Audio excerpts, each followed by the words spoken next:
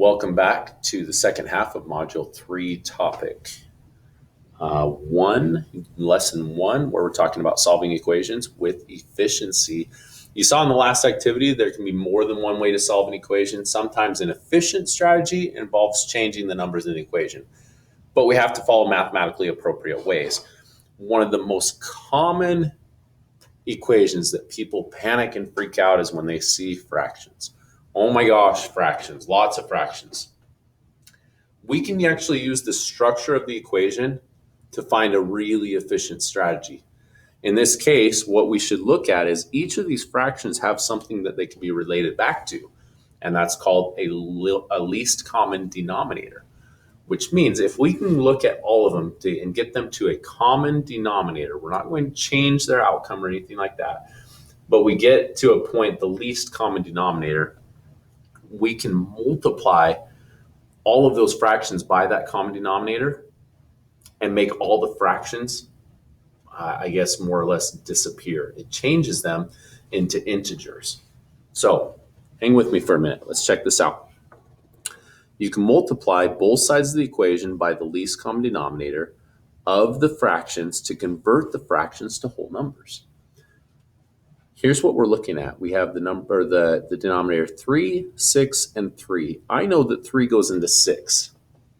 That means that my least common denominator is 6. So what I want to do with this is I want to take that least common denominator of the fraction and multiply the expression on the left, every single thing here, by 6, and the expression on the right by 6.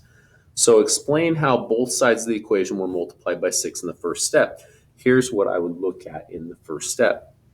If I take 1/3 of the sum of 2x and 7, plus, I'm going to leave some space in here so you can see what I'm doing, 5, 6 is equal to 5/3 of x. Remember, I can multiply everything by 6. So what I'm going to do is just, in this case, well, 1/3 stands out away from the grouping. It's kind of maybe the protector of this. We will multiply the 1/3 times 6. We will multiply the 5/6 times 6, and we will multiply the 5/3 times 6.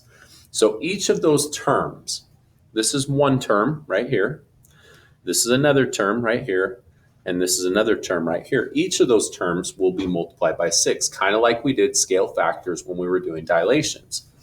What I know about this one right here is 6 times 1/3 would make that 6/3 of 2 times x plus 7.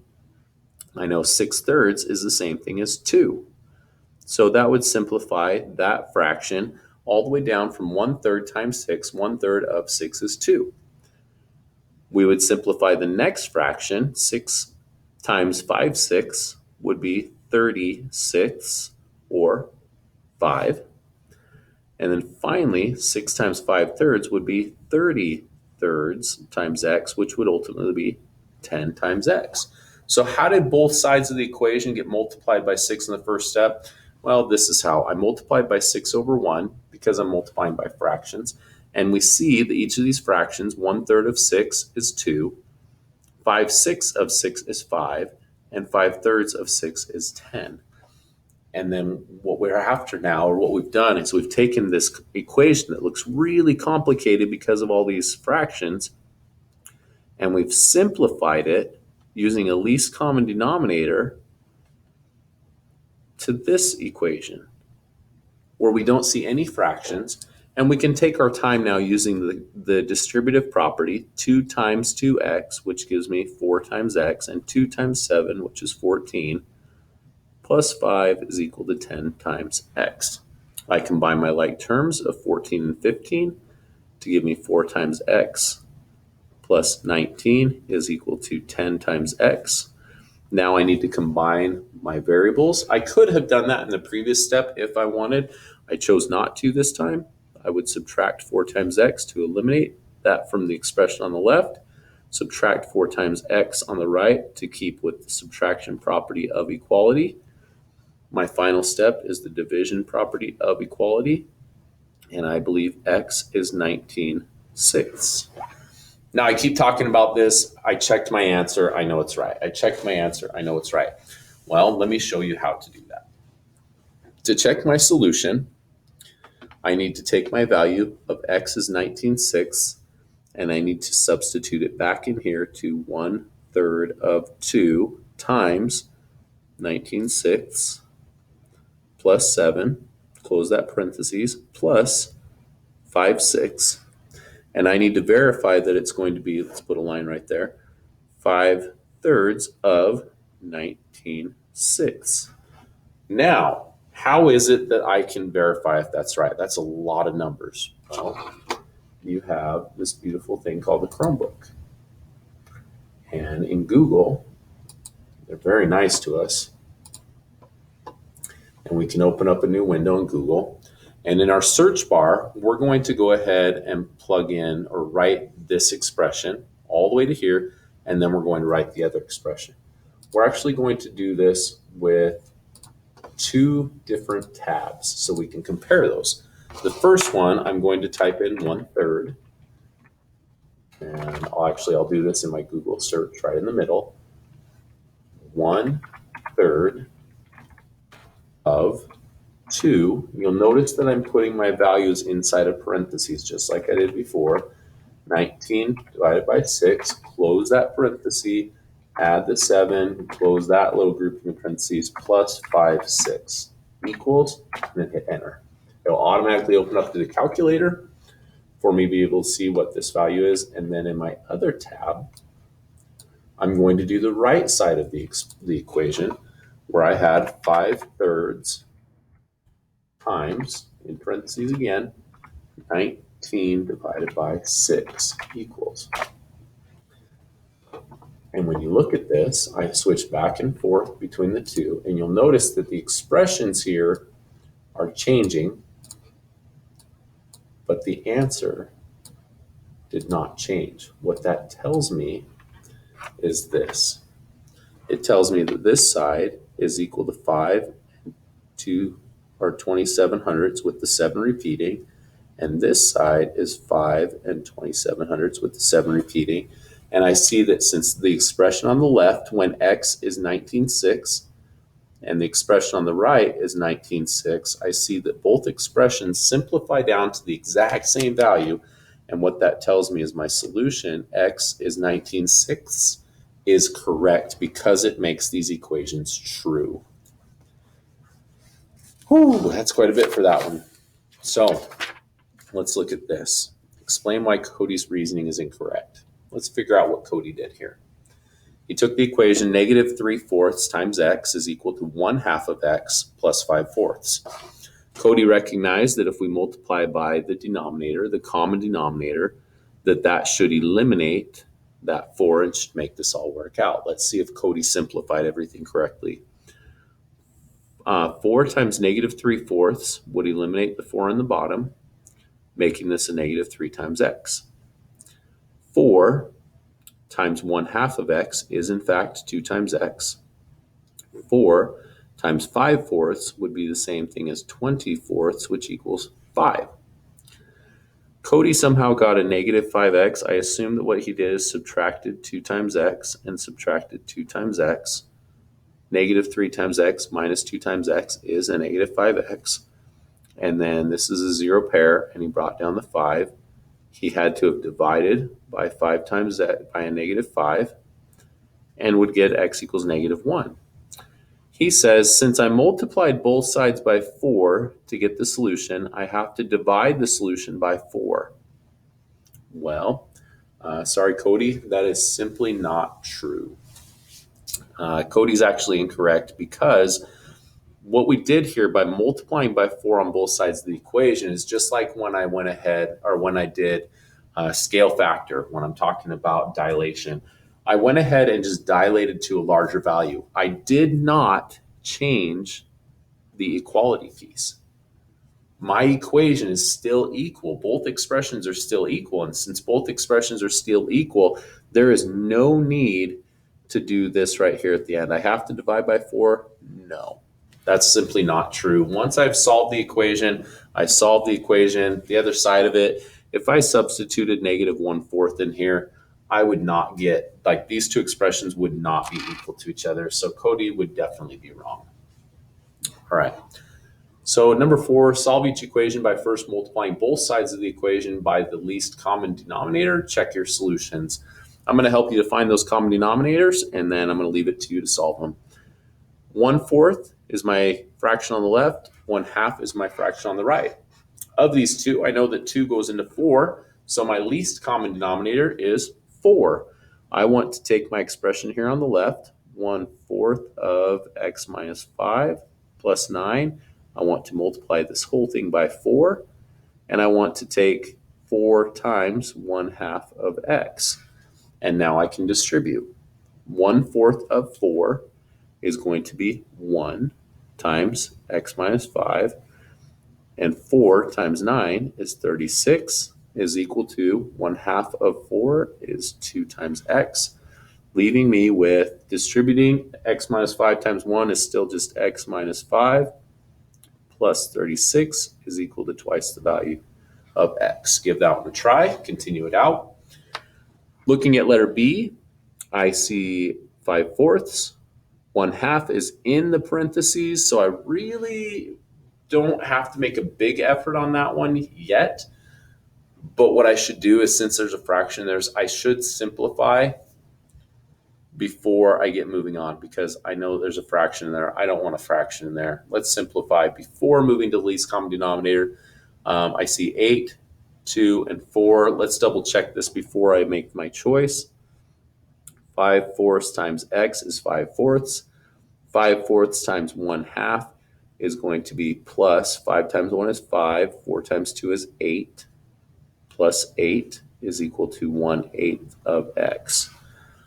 What I see with this now is I see eighths, and fourths. I think my best bet right here would be to multiply by the LCD of 8. So I can go ahead and multiply this expression here by 8, this expression here by 8. 5/4 of 8, that would be 8 times 5 is 40. 40 divided by 4 is 10, so that makes this one 10 times x. 5/8 of 8 is simply 5. 5 times 8 is 40. 40 divided by 8 is 5. 8 times 8 is 64. And then 1/8 of 8 is 1x. Combine like terms, simplify, and solve. Mindy and David multiplied both sides of the equation. Oh, check your solution. Don't forget to do that so you know if you're right. Mindy and David multiplied both sides of the equation. 2 and 5/10 plus 1 and 4/10 is equal to 5/10 times x plus 2. They both multiplied them by 10 before solving their equation. The first step of each strategy is shown. Who is correct and what is the error in the other person's stuff? Now, why would they have multiplied by 10? Well, when we look at these numbers, we see that these numbers are to the 10th place. And by multiplying by 10, that would simply take this decimal, making it 10 times larger, would actually move one place value to the right, or increasing our number one place value to the right on each of these numbers. So when we look at them, 2 and 5/10 times 10 would be 25 times x. 1 and 4/10, 10 times bigger, is 14. 5/10, 10 times bigger, is simply 5/10 times x. And 2 times 10 is 20. So who's correct? Well, David is correct. Mindy, she messed up right here. She didn't distribute to that piece of it as well. So we have to consider that when we distribute, we have to distribute every single number times that value. So the error with the other strategy, she forgot to multiply all of the parts. What we're going to do here is we have a little bit of practice solving the equations. If you take a look, I will go ahead and post the answers to these equations, but I want you to go ahead and go through the work. Remember the strategies that we used, and remember that they can definitely help us. In this first one, I see decimal numbers. I want to get rid of those decimal numbers. It's one place value in, so these are tenths. My solution, or my strategy for this one, would be to multiply both sides by 10 so that I can get rid of those decimals, and I end up with 126 plus, don't forget to distribute everywhere, 4x times 10 is 40x. 9 and 6/10 times 10 is 96. 8x times 10 is 80 times x. And then go ahead and go through all the steps that we would normally do To solve, subtract the 40x from both sides, then subtract 96 from both sides, and then divide by 40 to make sure that we get the x. Number 2, lots more decimals, but this decimal comes out in hundredths place. So I would say multiply both sides by 100. To simplify everything, that would give me negative 1,211 times x minus times 100. One place value is times 10. So this one would be 1,050. One place value would be times 10 times 100. 3 and 5/10 will be times 10 is 35, times 10 is 350 times x. Hopefully we're catching on to those points. Looking at the next one, number 3, least common denominator. We see a denominator 2 and 4. The lowest number that 2 and 4, lowest denominator we're going to go with is positive 4 because 2 goes into 4. Multiply each expression times 2, or excuse me, times 4, not 2. So that we can get a different value out of this. Understanding that, well, I want to back up a little bit. I should have simplified this first. 10 times x divided by 2 is 5 times x. 2 divided by 2 is 1. And then I would take the 4x plus 1/4. Now I want to go ahead and multiply everything times 4 because it'll just make things a little simpler. 20 times x plus 4 is equal to 16 times x plus 1. And then I can work with it from there. The next equation looks actually very similar to one that we did earlier in the lesson. We see 8, 2, and 4. Should I go ahead and simplify any of these other ones? I could. Or I could just go ahead and start by multiplying the expression on the left by 8 and the expression on the right by 8. 3/8 of 8 is 3, so that would give us 3 times the sum of x and 8. 1/2 of 8 is 4, so 4 times the sum of x and 5. And 1/4 of 8 is 2. And then I've gotten rid of all my fractions and I'm happy. I'm not going to make the same mistake I made a little bit ago. I'm looking at this one and I'm thinking first, should I simplify this first? If I go negative 2 times 5, that's negative 10. Negative 10 divided by 3 is not any kind of integer. So I know that I shouldn't simplify this first. I see thirds here and thirds here on the right. So what I want to do is I'm going to go ahead and multiply by the least common denominator of 3 in both expressions. So what that would leave me with is that 3 times bigger here eliminates the 3 on the bottom and leaves me with just simply negative 2 times the difference of 5x and 4. And then on the right side, I want to take this negative 3 times 3, which makes this actually negative 9 times the sum of 3 times x plus 2. And then I want to multiply 7/3 times 3, which makes that negative 21/3, which just simply makes that negative 7. Ooh, those are a lot of first steps, which means there's still more to do. Don't forget about the distributive property.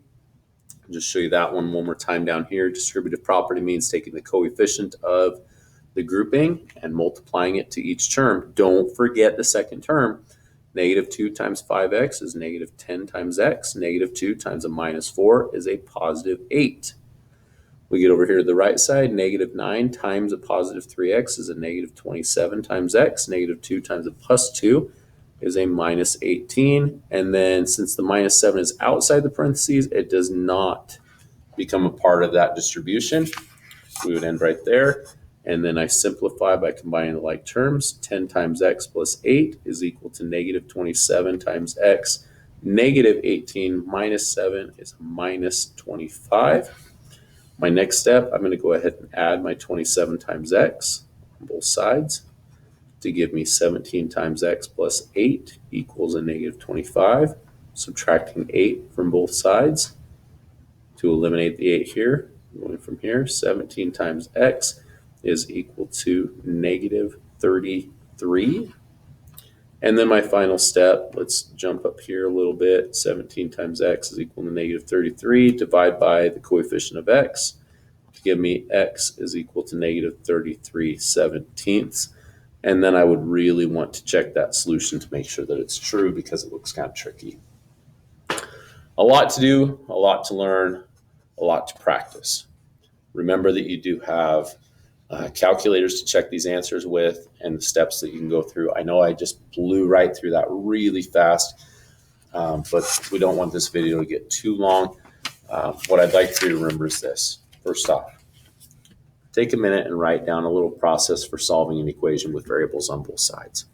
Remember, you can use properties of equality to rewrite equations and increase your efficiency with solving equations, meaning that if you see fractions or if you see really big numbers, go ahead and factor out a number from both sides. I can think of one example that would be actually really kind of a neat one to look at. Would be this one right here. 126, 40 times x, 96, and 80x. All of those are even numbers. And so if I took all of them and cut them in half, I could break them down to even smaller numbers. 126 divided in half is 63. 40x divided in half is 20x. 96 divided by 2 is going to be 48. And 80 divided in half is 40 times x. Understanding these pieces gets me a little bit smaller numbers. Perhaps it's going to be a little bit easier to work with. Larger numbers like this, maybe it's not so easy to find a common factor. It might be there, but it might be a little bit more difficult to find it. So don't forget you have those strategies.